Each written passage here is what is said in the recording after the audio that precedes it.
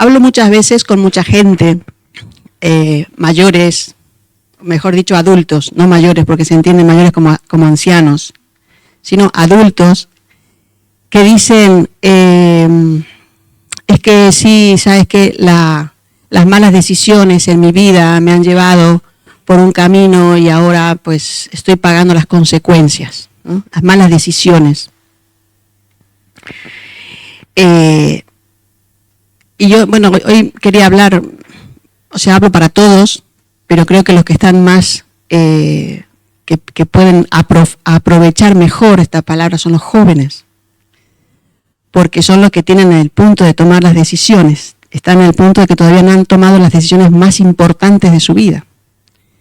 Y algunos ya somos mayores, las decisiones más importantes ya las hemos tomado, bien o mal, pero hay mucha gente que dice, es que las malas decisiones me han llevado a donde estoy ahora y estoy pagando las consecuencias de mis malas decisiones.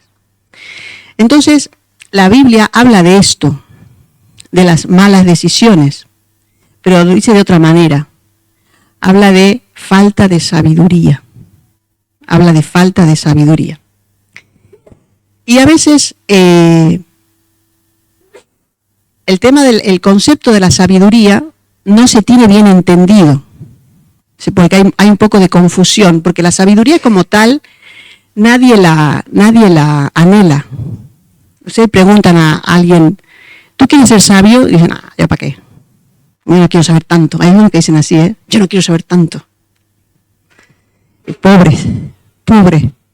Pero claro, a veces se confunde lo que es sabiduría con conocimiento.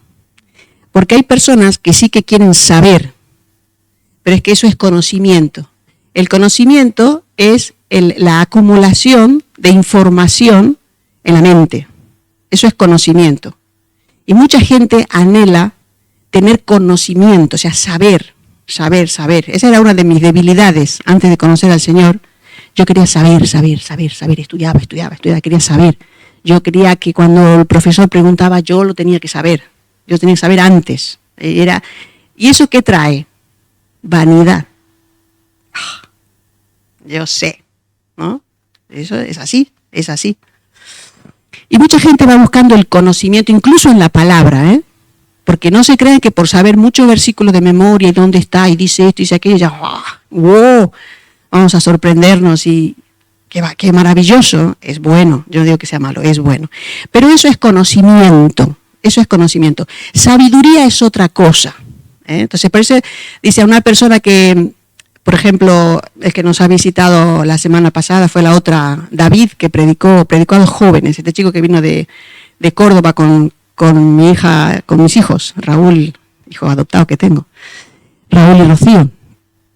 Es un chico cubano que el domingo vino aquí, pero no participó, pero los jóvenes dio una palabra, y creo que los jóvenes lo saben, una solvencia, y los chicos nos cuentan de cómo sabe de memoria, además que tiene una habilidad especial, una memoria increíble, y te sabe relacionar un versículo, sabe de memoria, incluso que dice que a veces profesores dicen, ¿habéis traído Biblia? Dice, no, la tengo en el móvil. Bueno, tampoco pasa nada, tenéis a David ahí. O sea, imagínate el nivel que tiene David de cómo ubica en su mente. Eso es conocimiento, también creo que es un don espiritual, ¿no? En él. Es conocimiento. La sabiduría es otra cosa. Sabiduría es aplicar ese conocimiento a la vida diaria. Entonces, no puedes decir, ¡guau!, qué sabiduría tiene esta persona, y resulta que su vida es un desastre.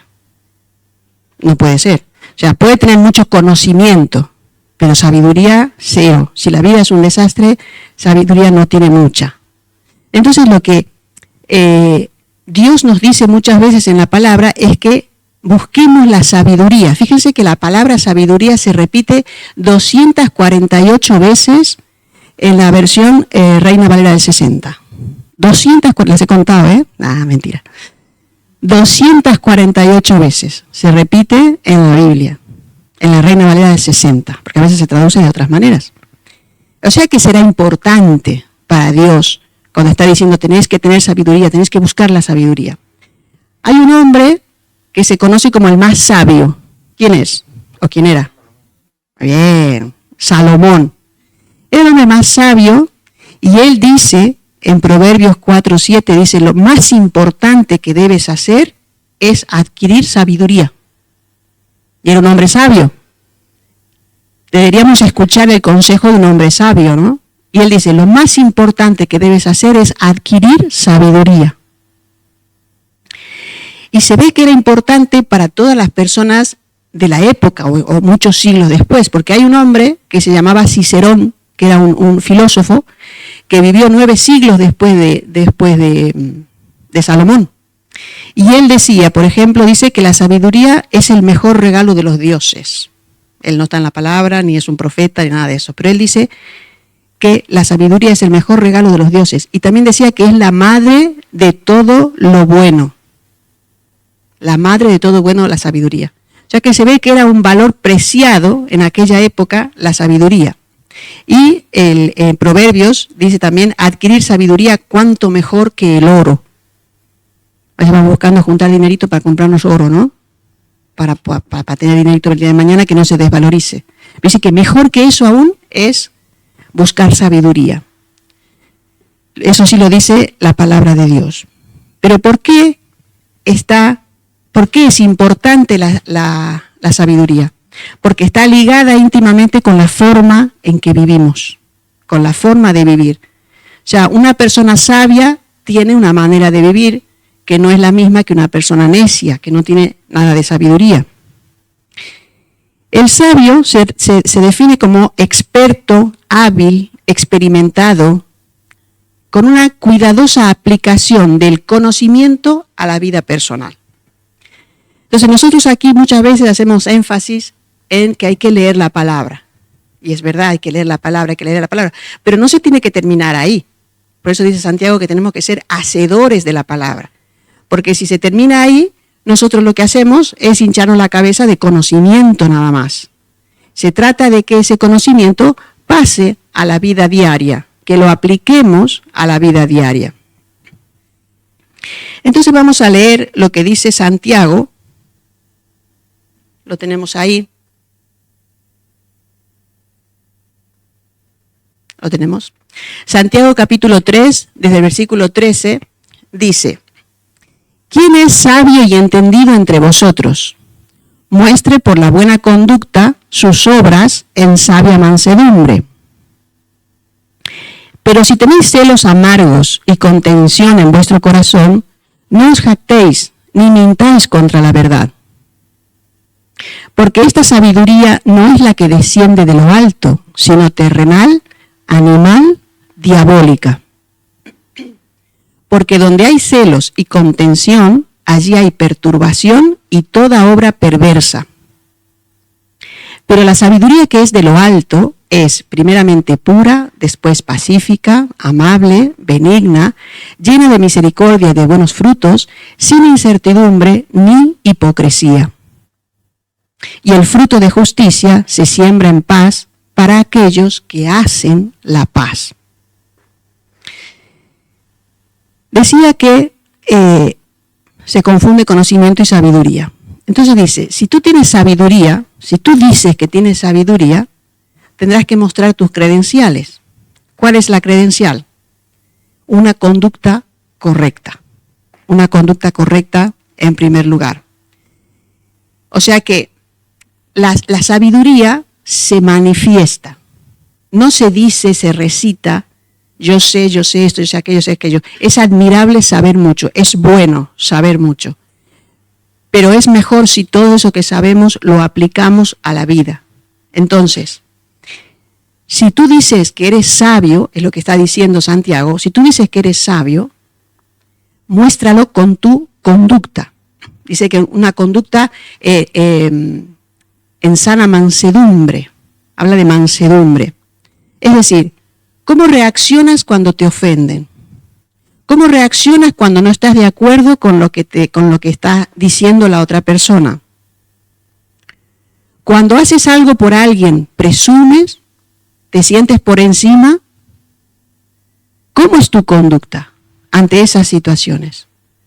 Tú que sabes mucho aquí, ¿cómo vives? Eso es lo que está diciendo. Y dice que lo demuestre en sabia mansedumbre, con una conducta en sabia mansedumbre. Mansedumbre se traduce como gentileza, amabilidad, dulzura. Muchas veces la mansedumbre se le da una connotación de debilidad, pero no es debilidad.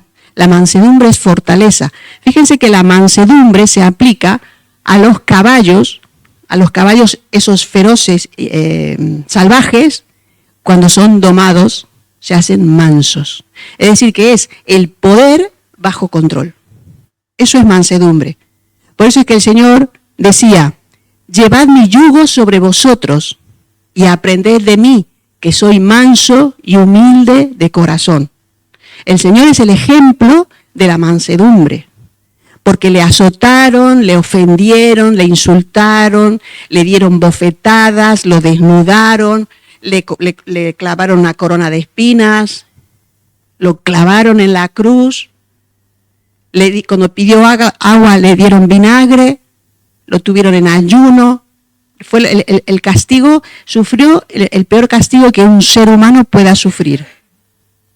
Y dice Pedro, que seguramente estaría entre la multitud mirándolo, la carta del apóstol Pedro dice, no abrió su boca, como una oveja fue llevado al matadero, y no abrió su boca. O sea que él tenía todo el poder. Si cuando le van a arrestar, se presentan y dice, ¿dónde está? Preguntan por él, y él dice, yo soy, y dice que cayeron todos ante la expresión del Dios de toda la tierra, que dijo, yo soy, cayeron en tierra. ¿Tenía poder o no tenía poder? Claro que tenía poder. Y ante toda esa humillación, él podía hacer así, y caían todos, muertos si quería él.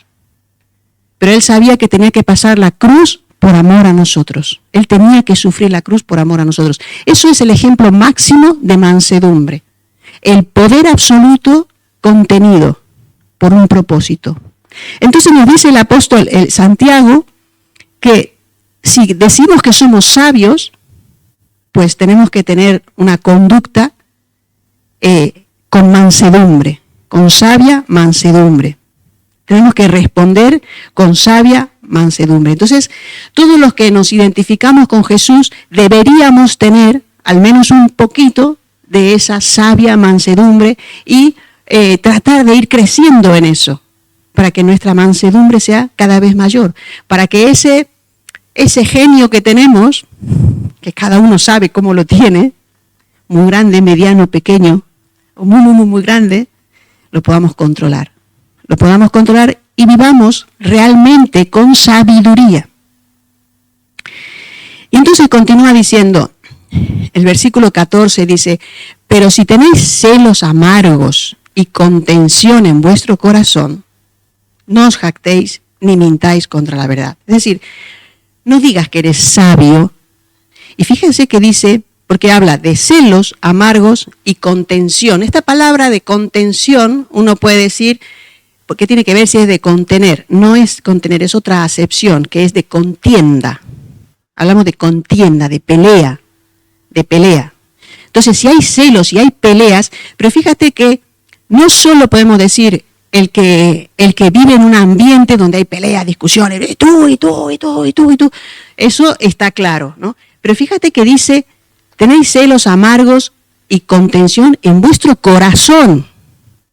En vuestro corazón, es decir, que puedes tener celos y contiendas dentro de ti. Entonces ahí ya has fallado. Está diciendo que estás mintiendo, dice, pero si tenéis celos amargos y contención en vuestro corazón, no os jactéis ni mintáis contra la verdad. Es decir, estás fanfarroneando diciendo que eres muy sabio cuando es mentira. Estás mintiendo. Entonces, dice, tienes que mostrar, si tú eres sabio de verdad, tienes que mostrar con tu conducta en sabia mansedumbre. Pero si tienes celos y hay contiendas en tu corazón, ya no vamos a decir externamente, te estás jactando, estás mintiendo, estás faltando a la verdad. Y entonces dice, porque esta sabiduría que tú tienes, no es la que desciende de lo alto. Y da 3 características, dice, sino que es terrenal, animal y diabólica. O sea, si tú tienes una sabiduría, pero ¿cuál es el origen de esa sabiduría? Y da 3 orígenes. ¿Saben que los 3 enemigos del cristiano, los 3 con los que tiene que luchar el cristiano hasta el día de su muerte, son el mundo, la carne y el diablo? El mundo, la carne y el diablo. Esto lo aprendemos cuando hacemos el discipulado básico. Son los 3 enemigos con los que el cristiano tiene que luchar, y va a luchar siempre. A veces gana y a veces pierde. O al revés, a veces pierde pero casi siempre gana. Mejor, ¿no? ¿Qué significa esto? Esta sabiduría no es la que desciende de lo alto, sino que es terrenal. Terrenal es el mundo. Es el mundo. Ustedes conocen a esas personas que mejor no te cruces a discutir porque lo saben todo y siempre tienen un buen argumento y no vas a ganar una discusión, ya lo sabes, aunque tengas razón, no vas a ganar una discusión. Pues esa es la sabiduría del mundo, ¿no? Argumento. Pero no hay palabra de Dios, no hay conexión con Dios. A veces nos especializamos en esto, en tener los argumentos. Hay personas que tienen facilidad para argumentarlo todo, pero lo argumentan así, con razonamientos a veces del mundo, en lo que está de moda, en el mundo, que no tiene nada que ver con la palabra de Dios. A eso se refiere con terrenal. Animal se refiere a lo natural, a la mente humana carnal. Es lo que se origina en el hombre, es lo que yo pienso, lo que yo creo, yo y yo. No tiene nada que ver Dios ahí. Y ahí nos enfrascamos muchas veces, en esa sabiduría. Y la diabólica no hace falta explicarla, ¿no? Cuando no estamos en contacto con Dios y empezamos a escuchar cosas y a veces eso nos lleva hacia lejos de Dios. Es la propaganda que difunde el demonio, que a veces escuchamos. Entonces, cuando tenemos conflictos, cuando hay peleas, cuando hay discusiones, cuando hay mal rollo, o hay celos, es porque estamos escuchando esas voces. Obviamente no estamos escuchando la voz de Dios, estamos escuchando esas voces. Entonces, como igual tenemos conocimiento, podemos citar hasta una frase bíblica, pero la estamos utilizando para nuestro propósito.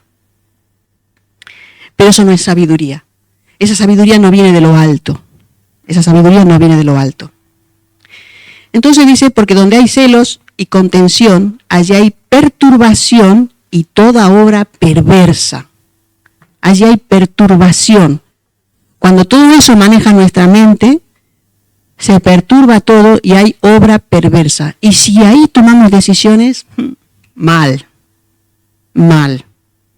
Porque la mente está en otra cosa, no está en la palabra de Dios. Están los argumentos que vienen del mundo, que vienen de nuestro yo, que vienen del diablo, y ahí es donde vienen y nos llenamos de problemas. Fíjense que el apóstol Pablo, cuando escribe la carta a los Corintios, en el capítulo 3 y versículo 3, les dice, pues siguen viviendo como la gente pecadora de este mundo. Tienen celos los unos de los otros y se pelean entre ustedes.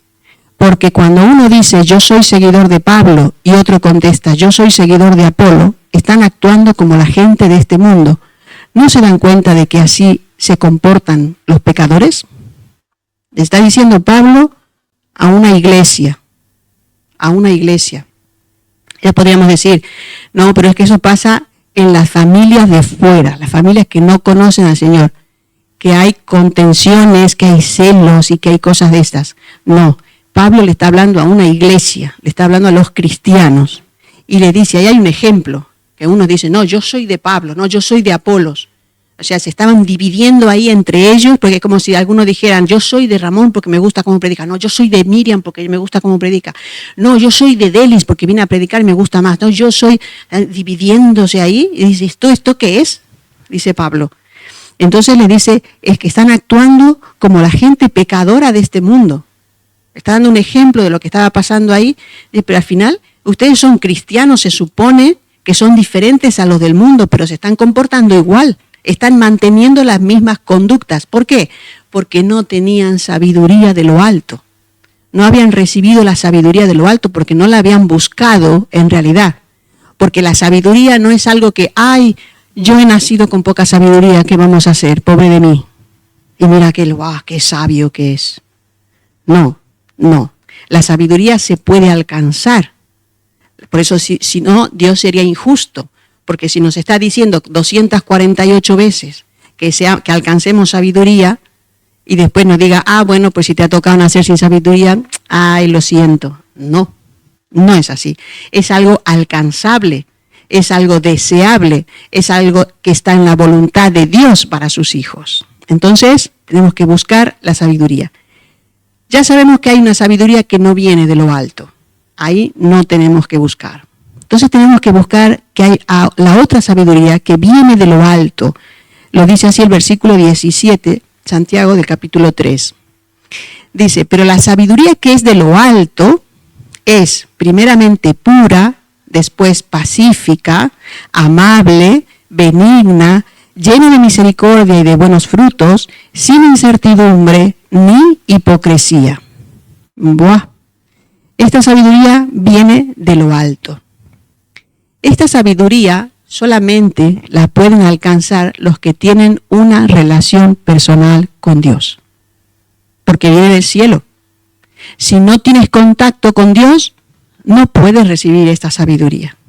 Entonces, todos aquellos que han tomado la decisión de seguir a Jesús, de que Jesús sea el Señor de sus vidas, que se toman tiempo para estar con Dios, que caminan con Dios, que buscan en sus decisiones, buscan a Dios, buscan que Dios les guíe, que Dios les oriente para tomar las decisiones, son los que van a recibir la sabiduría de parte de Dios. Dice que la sabiduría es pura. Esto se traduce como casto, inocente. No hay malicia, no hay contaminación. Así es la sabiduría que viene de lo alto. No tiene malicia, no tiene ningún tipo de contaminación. Es pura porque Dios mismo es pura. Y hay un texto que está en Colosenses que dice, todas las riquezas de la sabiduría y del conocimiento se encuentran presentes en Cristo.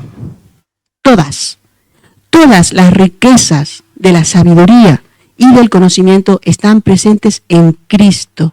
Entonces, si tú quieres que se te pegue algo, tendrás que caminar con Cristo. Tendrás que tenerlo en cuenta cada día de tu vida, porque Él tiene todas las riquezas de la sabiduría. ¿Tú quieres que te vaya bien y tomar decisiones correctas? Pégate a Cristo, habla con Él, pídele dirección, pídele que te guíe. No seas sabio en tu propia opinión, como decía Salomón también en el libro de Proverbios. Dice, no seáis sabios en vuestra propia opinión. O sea, yo soy sabio. ¡Oh, qué bien! No. Busca la sabiduría de Cristo, porque dice que todas las riquezas de la sabiduría y del conocimiento se encuentran presentes en Cristo. Colosenses 2:3. No hay otra manera de alcanzar la verdadera sabiduría. Con Cristo. La sabiduría de lo alto viene de Dios. Además dice que es pacífica. ¡Buah! ¿Cuánta falta hace en estos tiempos que nuestros líderes mundiales tengan sabiduría de lo alto?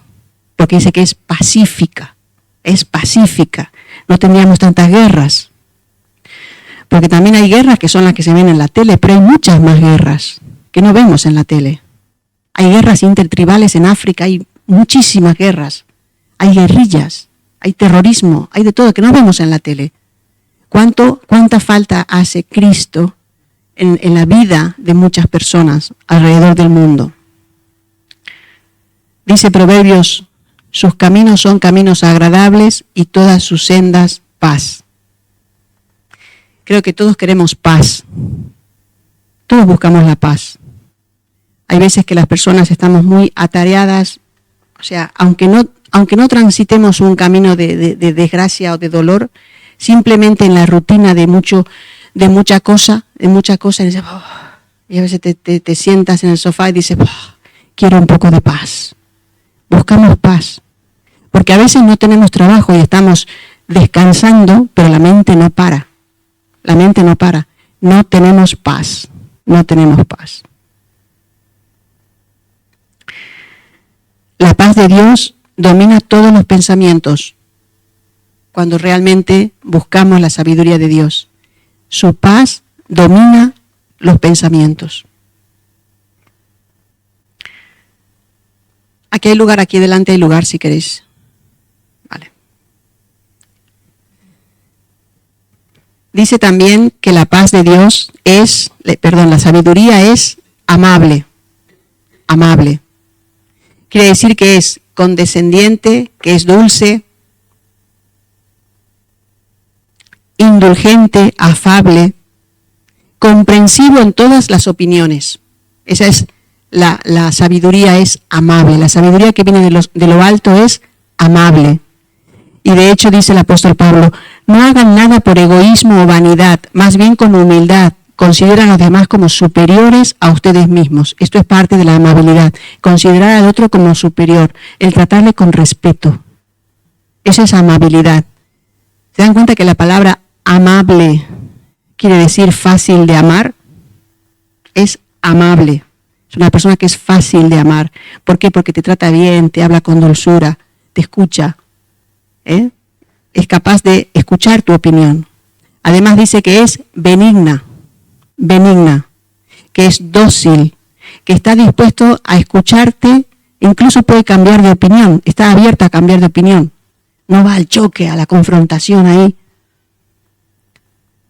Lleno de misericordia. ¿Alguien sabe lo que significa la palabra misericordia? Sí que la saben.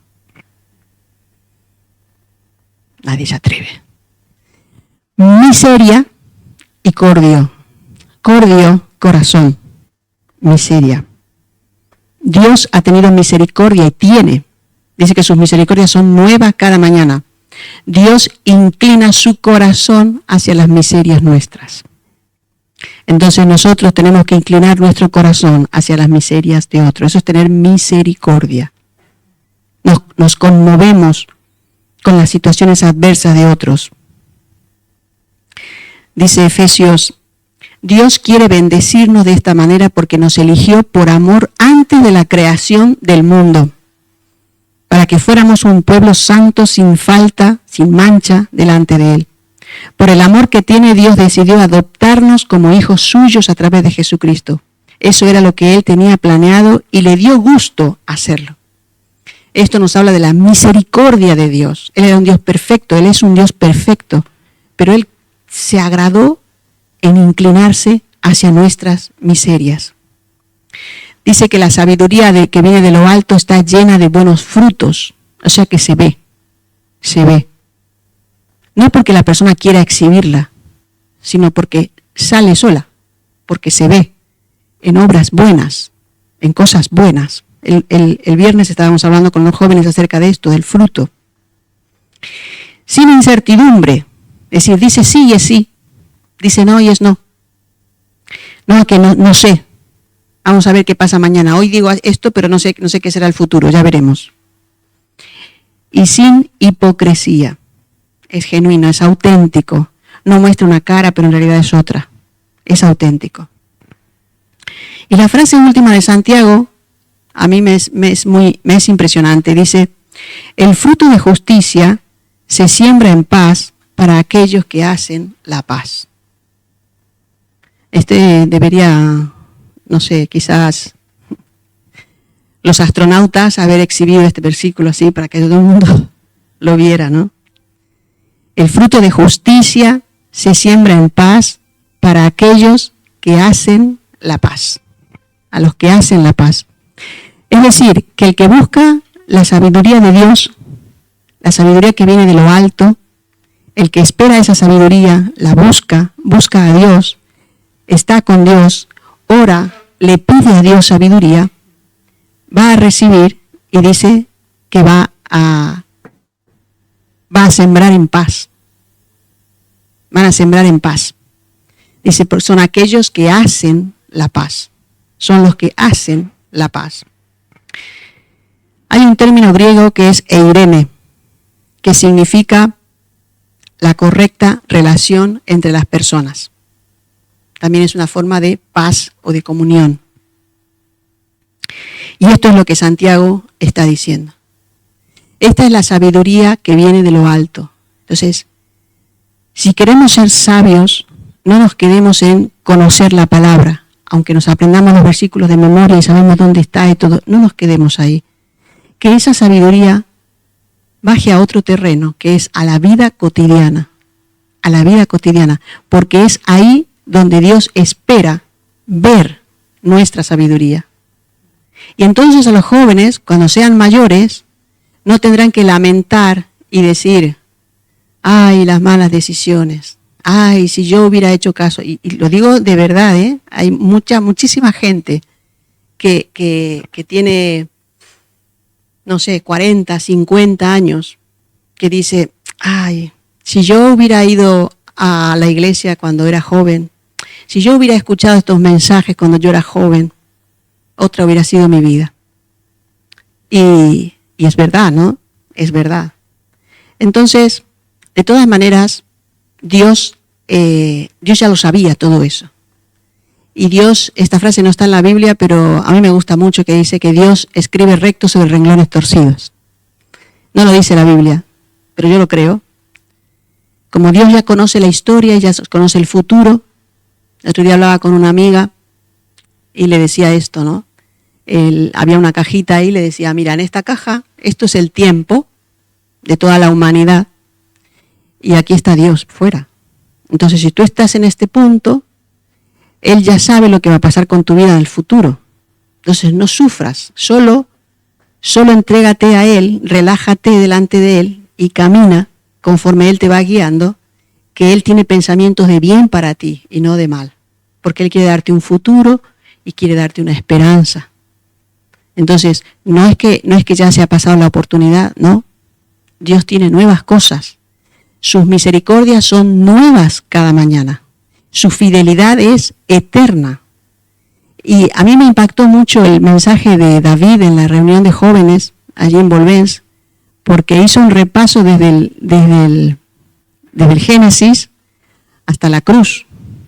Y entonces hizo un repaso de todas las obras salvíficas que Dios había hecho, cómo había ido mostrando a Jesús en cada momento, hasta que llega la cruz, o llega el nacimiento de Jesús, y viene y la cruz y la resurrección, que era el centro.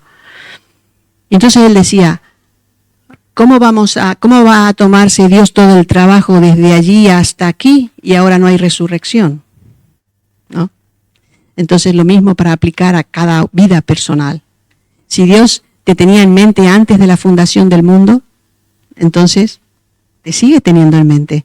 Y Él tiene el futuro tuyo en sus manos.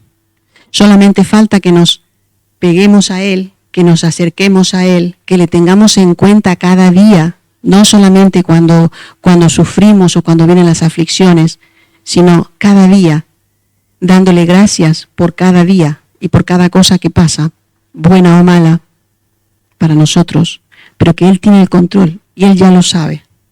Es la forma en que podamos alcanzar esa sabiduría, que ese concepto que hoy es poco preciado en el mundo, que nosotros sí que tengamos ese concepto, tengamos valor, le tengamos en valor, seamos sabios para que nuestra vida sea diferente, para que no vivamos en medio de tantas cosas desagradables que a veces vivimos.